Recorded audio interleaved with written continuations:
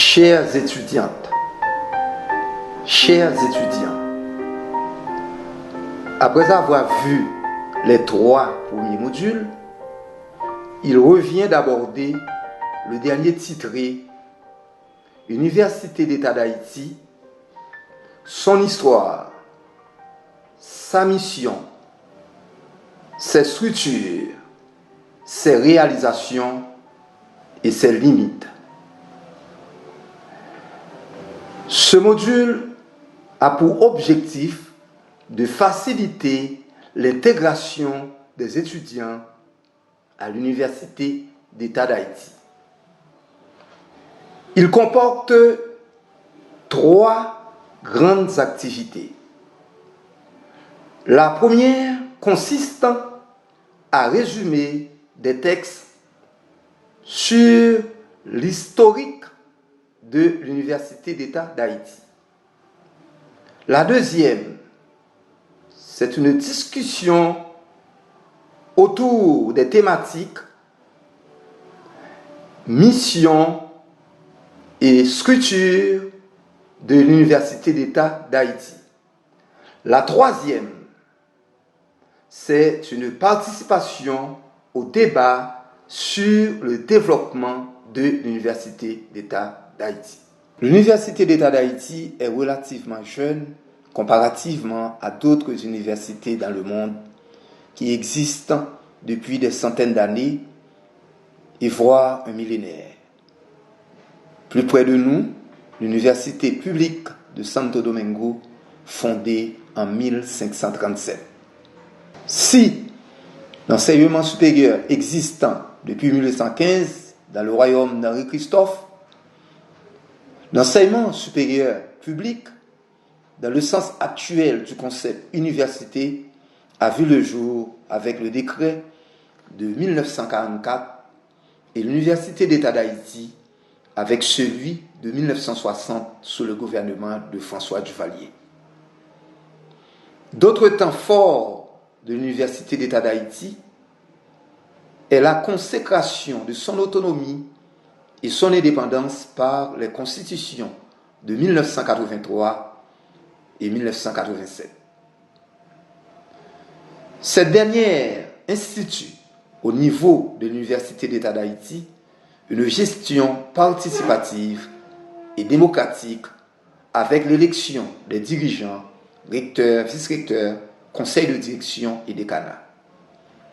Cependant, l'évolution de l'Université d'État d'Haïti est émaillée de turbulences dont les plus notables sont les mouvements d'étudiants et de professeurs de 1987 et 2002 revendiquant des changements en profondeur.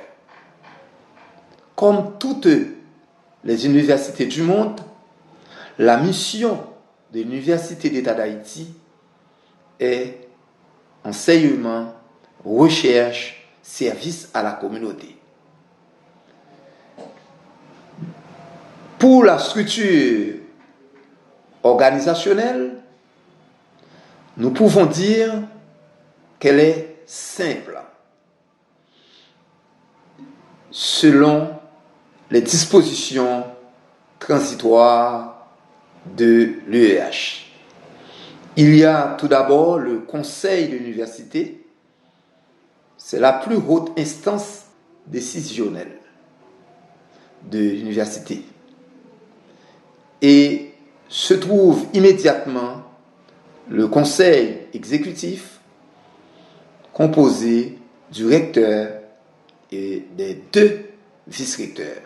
Vice-recteur à la recherche et vice-recteur des affaires académiques.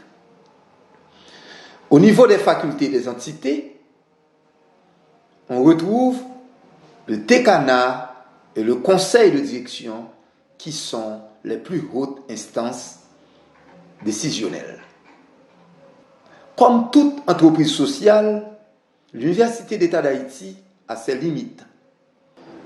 Elle a connu des turbulences. 1997, 2002. Elle est toujours en construction.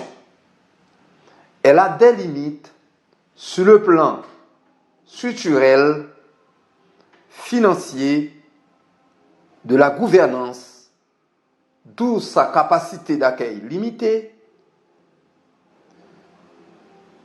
les défis par rapport à l'amélioration de la qualité de l'enseignement, l'activité de recherche un peu timide, faiblesse par rapport au service à la communauté.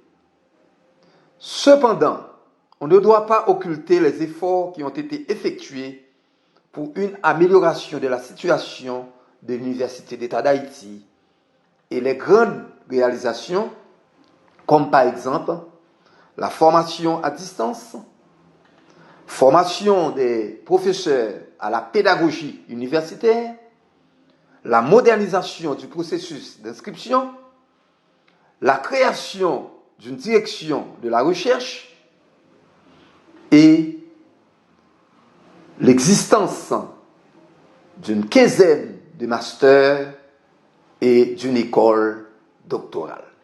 Pour conclure, nous dirions que l'institution universitaire à laquelle vous appartenez est la plus grande du pays. Sa mission, comme toutes les grandes universités dans le monde, est de former, d'entreprendre de la recherche et de servir à la communauté. Elle a une histoire qui a débuté d'une manière générale avec la création de l'Académie royale dans le royaume d'Henri-Christophe en 1815. Sur le plan légal, avec les décrets loi de 1944 et de 1960, pour se poursuivre avec les constitutions de 1983 et de 1987. Et les dispositions transitoires consacrant son autonomie et son indépendance et sa structure organisationnelle démocratique.